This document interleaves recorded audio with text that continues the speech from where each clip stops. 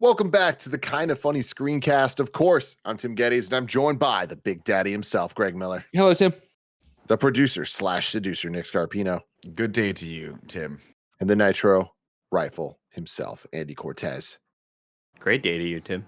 Thank you. Thank you all for wishing me so well. I appreciate that. Of course, this is the Kind of Funny screencast where each and every week we get together to talk about the latest in TV, movies, and trailers. Of course, if there is some hot pop culture stuff going on in the nerd world, we are going to be reacting to it. We've been doing our weekly Miss Marvel reviews, which will continue next week. This, unfortunately, is the end of The Boys for us, but we will be back for season 4 when that happens, hopefully next year. But stay tuned to Screencast for everything else that's popping up, like She-Hulk's coming eventually. We got the Game of Thrones spinoff and all of that.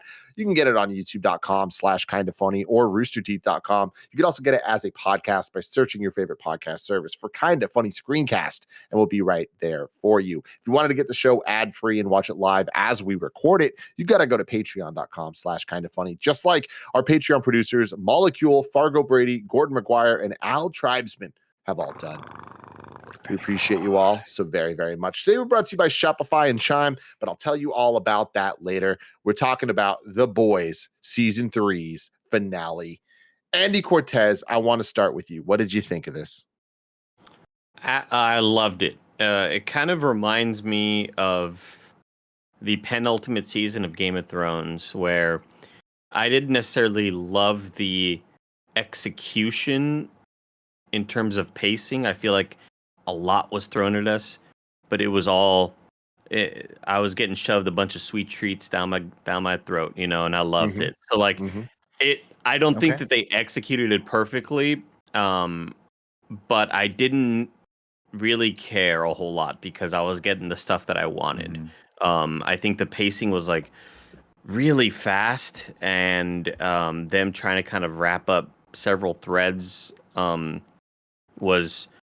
It was a lot. Like, a lot happened in this episode, and by the end of it, like, I'm yelling in my room, like, "Oh my god, dude!" Like, it's such a damn good show, and I'm terrified for the future. Gregory Miller. This was a fantastic season of television, and I feel so many of the episodes were such high points, cliffhangers, amazing moments, that I didn't feel this episode lived up to that. But I also feel like it's unfair to call that a disappointment. It's almost like, I got my final Christmas gift and it wasn't as big as my last 2 Christmas gifts. And I'm kind of like, but I still had a great Christmas and a great Christmas. I don't know if this analogy is playing, but I liked this episode. I didn't love it. I wish we were ending on a note like we ended the last couple episodes, where it's like, oh my god, that was awesome. I can't wait for season 4, blah, blah, blah. And like, I'm excited for season 4. Obviously, I it's about the journey, not the destination. But like, to get to the end here and have it be Homelander and Butcher are staring at each other again. I feel like we've ended a lot of the seasons this way, and just have it kind of move on. And like, even Maeve's still alive. I was like, all right, well, I'm excited for more action and adventure and whatever. But like, I think, the last couple episodes, I had said, like, man, it really feels like anything could happen and blah, blah, blah. And then you get here and it's like, well, everybody's kind of, they've definitely changed. Obviously, there's been all sorts of different things. Huey has his vial. Maeve only has one eye and no powers. I'm not saying like nothing happened or whatever, but it's just like, Butcher's gonna die in a year. but the problem is them doing that. And then the last 3 seasons of television, I'm like, no, he's not. He's going to get out of this jam somehow next season. Like, I do not at all for a second believe Butcher will die, because they had me believe, man, A-Train might die there, or hey, Maeve might die there. Okay, Black Noir's dead, but it's like, all right. I enjoyed the episode. I'm just not like floored by it. Yeah. Nicholas. Yeah, I'm right there with Greg. I thought that overall the season was phenomenal. I'd highly recommend it. I think, unfortunately, the season finale kind of wasn't as tense and as tense as I would have hoped it would have been. I think they did themselves a little bit of a disservice by having all of the characters, for whatever reason, know that Soldier Boy was Homelander's dad going into the fight. I feel like that really kind of worked against the audience and building that tension that we really wanted for that fight. Because how awesome would it have been if that had been revealed as they were squaring off against Homelander?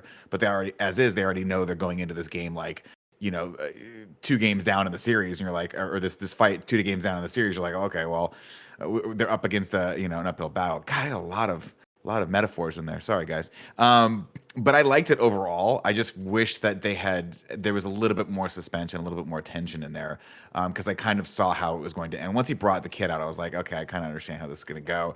And obviously, I was watching it, and Danielle every once in a while just pops her head in. And she watch the show because it's a little intense for her. But she was like, who's that guy? And I was like, that's Soldier Boy, and he's going to scarf against Homelander. She goes, there's no way they're going to kill Homelander off. He's the best villain that this show's ever seen, and it's so true, right? Yeah. Anthony Starr's character in this is so good. Who are they going to get? Soldier Boy, and no disrespect to Jensen Ackles, I think is the name of that guy's name. You crushed it. Thanks. Yeah, we all knew that how this one was going to go. And it's kind of weird because at the end of the episode, you're like, well, is Homelander still a threat? Because I feel like tomorrow he's still going to come kill all you guys, right? There's no reason why he wouldn't, and especially after we see sort of the way that the episode plays out with the kid kind of smiling at the end there, being like, "Oh, Dad can do whatever the heck he wants." It's like, well, now Dad has no reason to hold himself back. So it just kind of felt like overall it was a little bit lower energy than I wanted for the season finale. But overall, I love the season. Yeah, it's one of my favorite seasons of television ever. Like, I think that this from beginning to end was just like so much more than I could have ever expected from a show that I already was completely enamored by with seasons 1 and 2. I think they just keep getting better and better and stronger at telling their stories and building their world. And I agree with you guys that I don't think that this episode lives up to the quality and the hype of the last couple episodes. But I think that's mainly because it kind of did the Game of Thrones thing of the second to last episode, kind of having the holy crazy moments. And then this is kind of just more dealing with the fallout of it all. And I think that this one kind of reads a little bit, again, disappointing is not the word. I still really loved this episode. I just think that in comparison, it wasn't like as exciting. It's not even so much about the quality. It's just more about the excitement level and the feelings from it all. Because it felt like it was retreading some things that we've seen before. And I feel like everything it retreaded, this was a variation on. We got a different take on, like Greg's talking about the Butcher Homelander stare downs. Like, yeah, we've gotten them quite a few times now, and I feel like we're getting to the point that it's kind of like, okay, but what are you going to do with this? And they keep coming up with great answers, and as long as they do, I'm going to continue to love it. But I think that they had a couple wise choices in terms of face-offs. Of I didn't expect Maeve to get back involved and have a fight with Homelander specifically, and just some of the one-on-ones that they set up. I was like, oh, this is way more interesting than I would have seen this episode going. And again, to the show's credit and this finale's credit, I do think that it's always impressive to me how every week we spend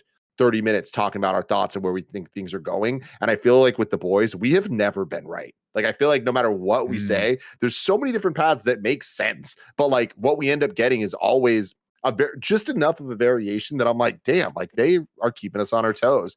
And I think that here that's disappointing-ish because it not going the way we thought it was kind of like, oh yeah, there was like a lot of just kind of resetting the status quo things, which gets me excited for season 4 of the ticking time bomb on Butcher, what they're going to do with that. Maeve not having powers, like her being alive, we're going to see her again. Like, I'm sure she comes back, but Soldier Boy being put back into cryo, like there were things like that I didn't expect. And I'm happy with, because I think that is going to present a great options for us to play with next season. But overall, I think that the moment of the episode for me was Starlight and Huey, where he powered her up and made the choice to not use the V on himself, but instead turn the lights on and like kind of give her the ability to learn to fly and all that shit. Like, that was hype as hell. And I think was a great example of how the show uses its action and comedy alongside its character moments and real kind of like growth to be more than just a superhero show and be something that's like, this is a damn high quality TV show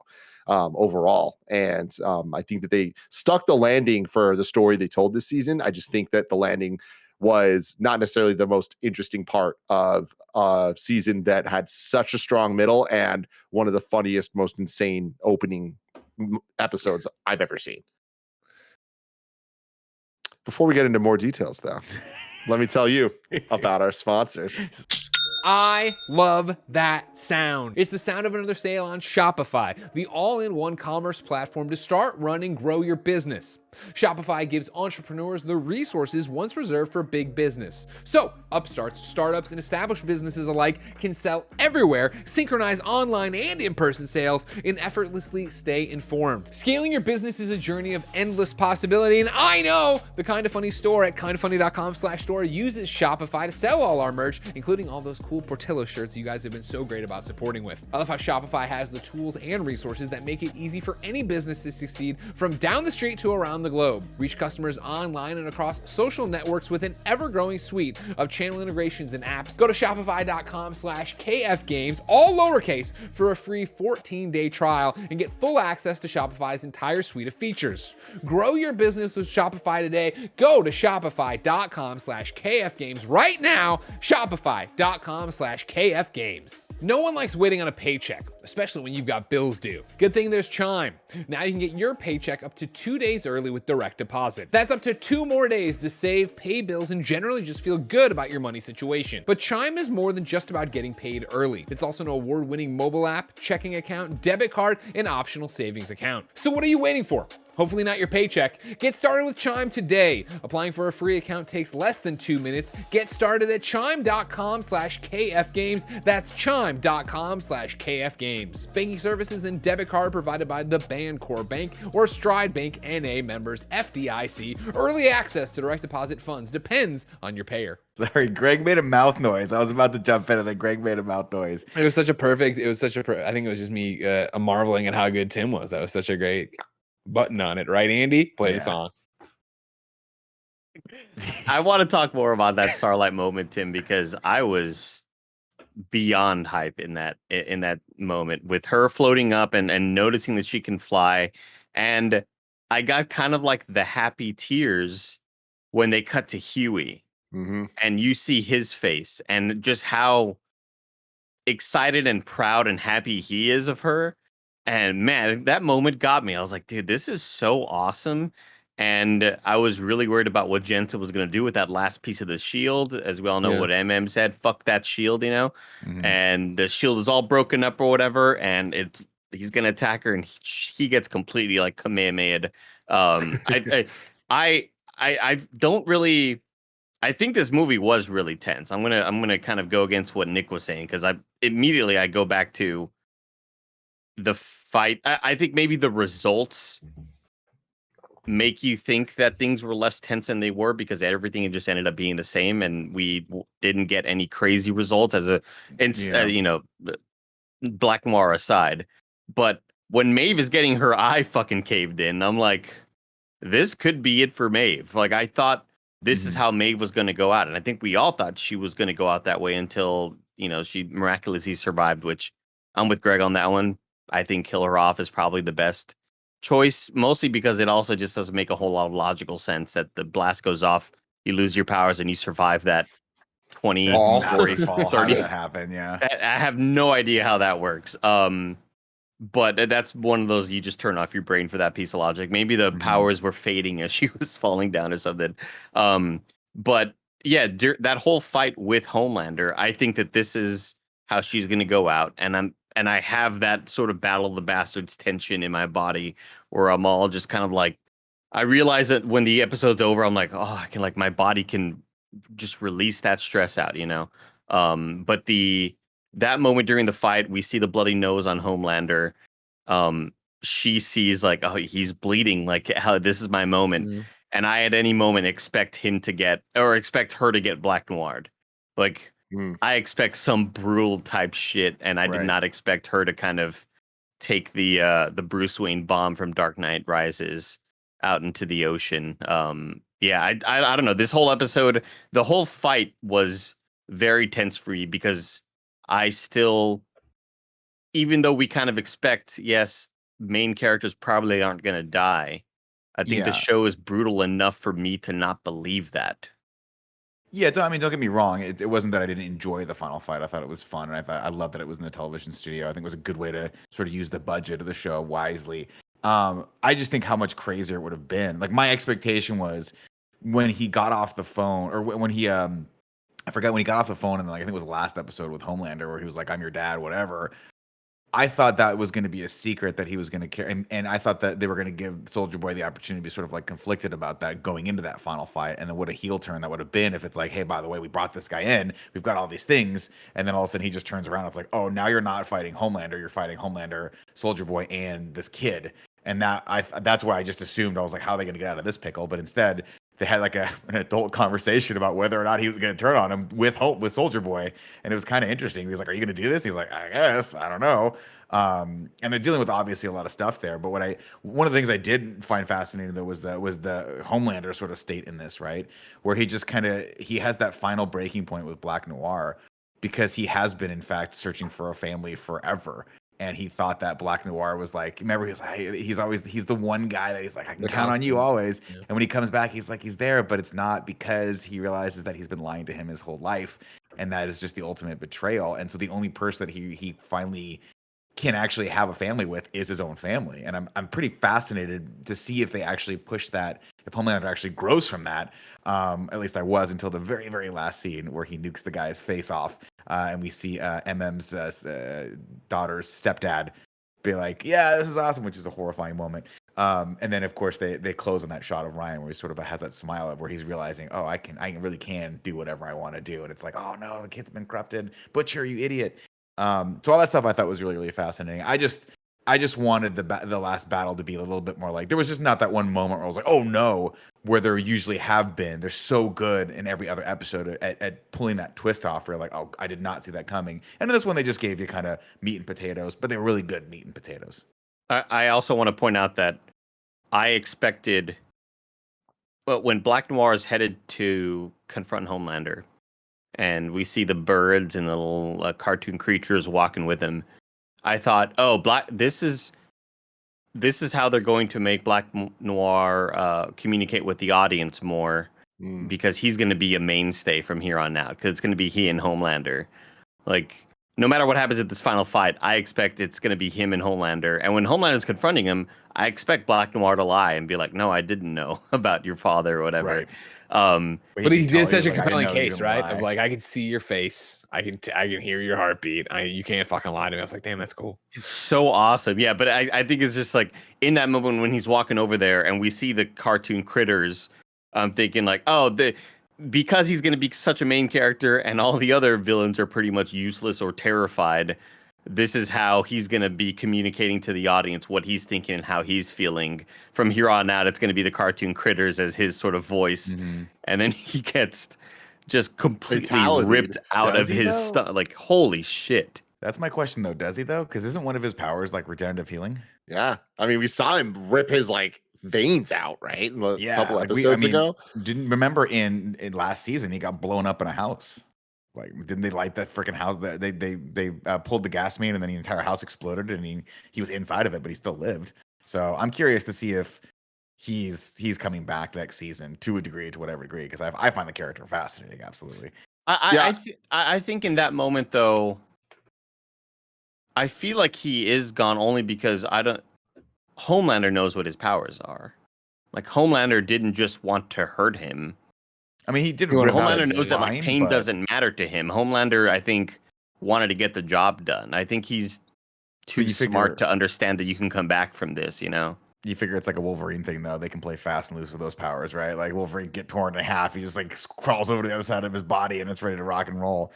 I feel like he's dead. I feel like the way the beaver like fades is like, you know, the light in his eye dying. I think he's dead.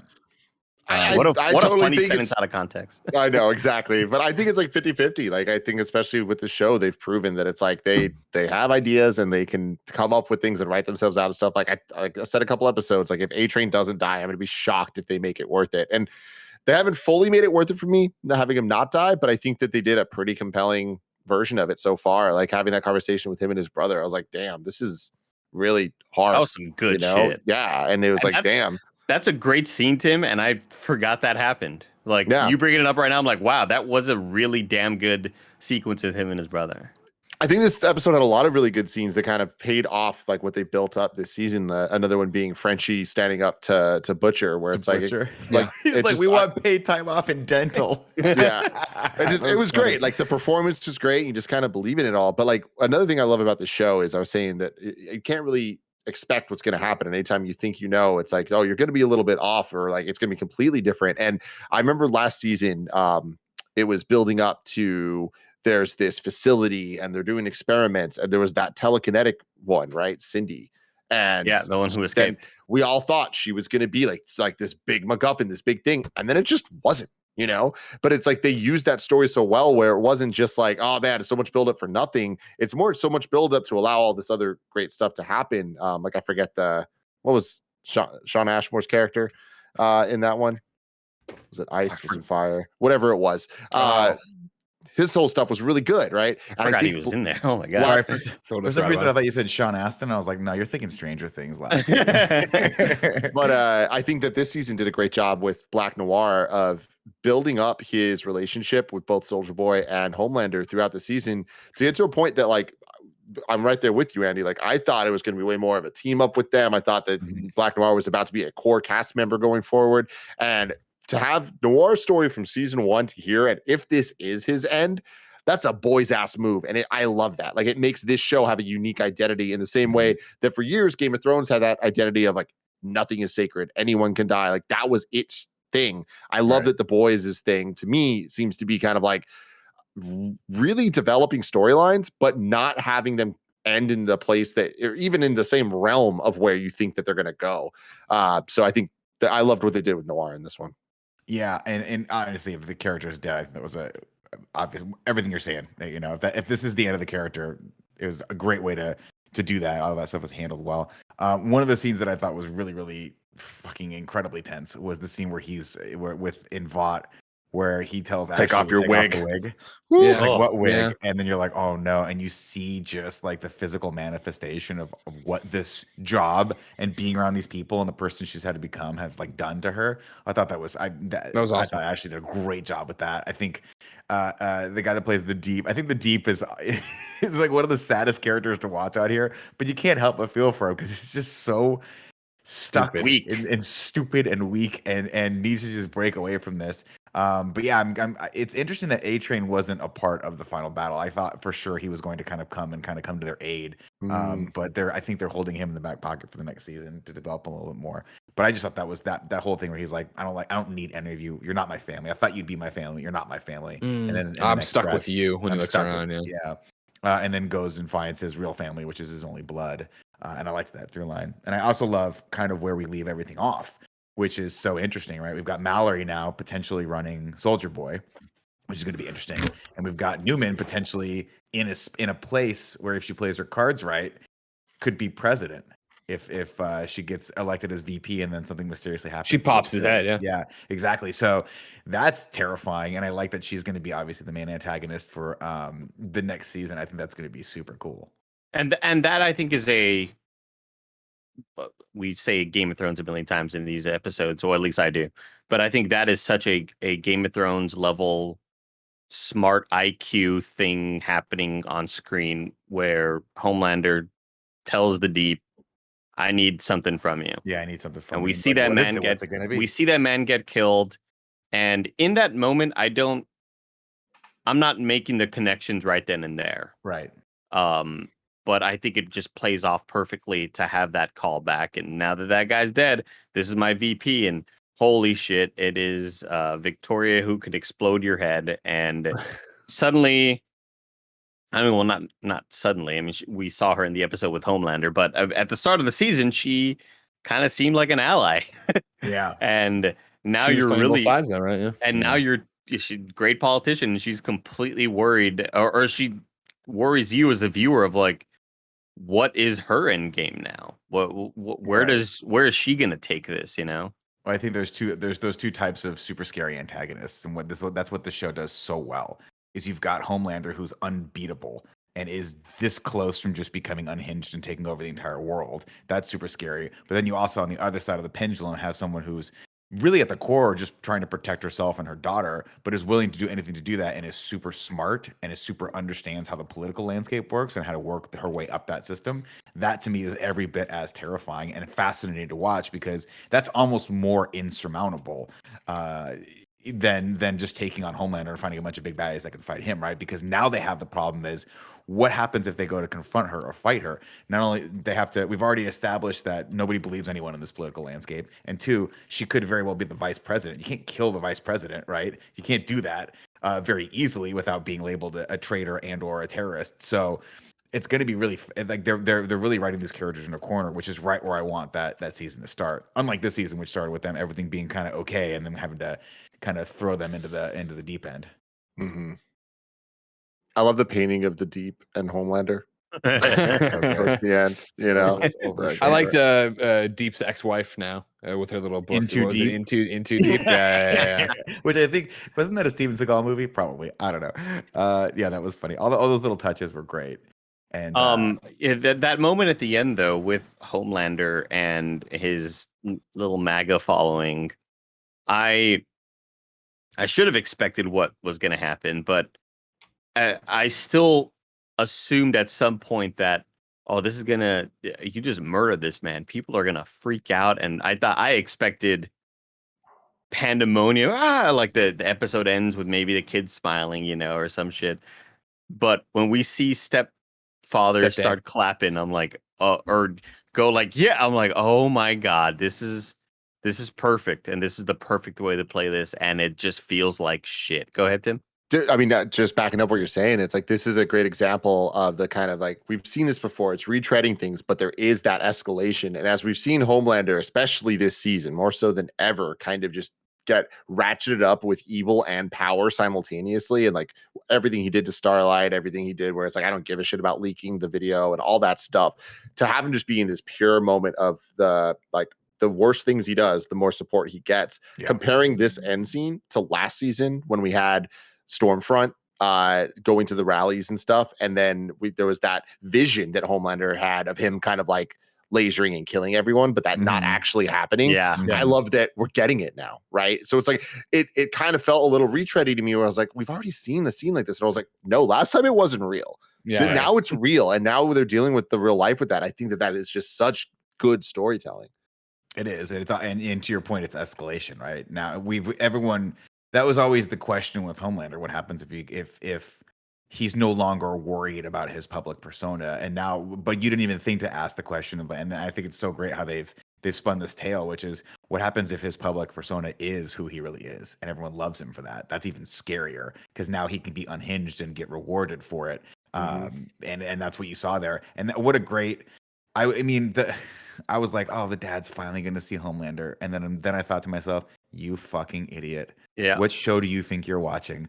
What do you think you're watching? An 80s sitcom. The dad's like, yeah. And I was like, all right, I forgot. I forgot watching The Boys, man. There's no happiness in this world. Yeah. I don't know. At the end of the day, I just feel like I'm totally with you all, where in 15, 20 years, I will be saying that, yeah, I love True Detective season 1. And I love The Boys season 3. Like, these are some of the best seasons of television that I have ever seen. Along with like how I love Breaking Bad. Like, I just think I thought you were about to say along with How I Met Your Mother. Along with how I love Breaking Bad and Better Call Saul. Like, I just think the level of quality and again, the thing that I tweeted a couple of weeks back is like, I never feel like my time is wasted with The Boys. I never feel like I'm getting a storyline that I don't feel like I have to be happy with the results. I feel like a lot of The Boys is disappointing you and your expectations, and what you want to happen won't necessarily always happen. And at the end of the day, like, Homelander is Cersei. Cersei Lannister. You have to keep the big bad alive. I'm not expecting Homelander to die anytime soon. Like, this is getting ratcheted up for a reason. Because I think if you kill Homelander, that anything else will pale in comparison. You kill, kind of like what we're seeing in the MCU right now. You kill Thanos, the big bad that we've been leading up to. Everything else kind of seems just smaller in comparison. Not just in comparison of I guess, consequences, but just smaller, less quality, lesser in quality is what the word I'm looking for. But yeah, I think that like they are headed in the perfect direction, and it's just this season was just phenomenal. Yeah. The last thing I want to say here is in terms of the expectations being met and changed and all that stuff, like I'm so happy they didn't just do the Soldier Boy and Homelander are on the same team now and they're going to fight against the good guys. Like that would have been the easiest thing to do. And even in this episode, I feel like they hinted at it so many times, but they dealt with it where we still got those moments, but it was through adult dialogue. It wasn't through, we're going to punch together, and I thought that was really well done. And shout out to you guys. What's his name? Eric Kripke. Yep. I like you a lot. People have been talking about Supernatural for years, and I never trusted him. I trust you now. Supernatural in review. Let's go. Thank God you finally got Tim. Finally, that show can take off and find its fan base. Supernatural. Yeah, all 29 seasons or whatever. That's what I see is thousands of people that covered all the conventions. I also wanted to just shout out the moment of Butcher punching Huey and confirming my beliefs from last week. Everybody, I was right. I knew it. I knew that he wasn't going to let him go through with it, even though, like, I guess I kind of believed it after he didn't tell him the news. But I still felt like there's going to be a way for Butcher to figure out not to kill Huey. Like, he doesn't want to take him down with him. He believes that Huey is good. And the one problem one line that I had an issue with was, "We have to save everyone." It just reminded me of Spider-Man No Way Home. But it's funny because like I'm kind of glad you brought that up because that was a moment, not I don't want to say cringeworthy moment for me, but I was like, really, that's where these characters are. The characters felt so much more real until that point for me. And I appreciate where they're coming from because I think Huey is the reason why that it saved it for me because we've seen sort of him going along Butcher's lines and seeing what the toll it takes on him and the person he has to become. And I'm glad he brought that back. We get that great sequence with him and Starlight in the car where he's like, "I know every part of your brain's yelling for you to tell you I told you so. Go ahead and do it." She goes, "I so good. Told you so." And I'm glad they don't hate each other. I was really worried They're of meant like, to be, Andy. I was really worried about like a breakup sort of situation. Right. But there was a moment during the fight where I was like, you guys, like part of me, I understand why we're saying to save everyone. But the other part of me is like, it feels like these characters didn't quite like have a very short memory for who Homelander is and for the horrible, heinous shit that he's done. And it almost feels like, I don't know. I was a little bit more conflicted than I think in a different way than I was supposed to be in that final fight. I was like, y'all should just be killing Homelander right now. Like, let's stay on point right now. Maybe, but I get it. They got the kid and all that stuff, and the kid's an innocent. So it is what it is. But overall, great episode. The Boys season 3, y'all. Like I said, we will be back for season 4. I know that the spinoff Varsity series, the X-Men type take is supposed to be next year. I don't know if it's going to be earlier, but whatever. We're going to be reacting to that as well. Cannot wait. Let us know in the comments below what you thought of the finale. Until next time, I love you all. Goodbye. And we'll see you Monday for Better Call Saul. Yes.